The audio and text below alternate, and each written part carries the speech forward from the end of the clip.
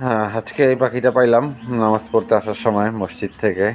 অনেক সুন্দর একটা পাখি, কালারটা একটু দেখেন। কত সুন্দর একটা ইউনিক কালার। দেখতে দোয়েলের মতো, বাট কালারটা অনেক সুন্দর। ঠিক আছে? তো যেহেতু পাইছি, এটা আবার ছাইড়া দিতে হবে, যেহেতু বন্য পাখি। বন্যেরা বনে, শিশুরা মাতৃ করে। তো ওকে মুক্ত করে দিব ইনশাল্লাহ। ওর নিজে নিরে ফিরে যাবে। যদিও বাইরে গুড়ি গুড়ি বৃষ্টি হইতেছে আজকে। যাই হোক, ও উড়ে যাবে ওর পথে। সেটাই কামনা। ছেড়ে দিলাম।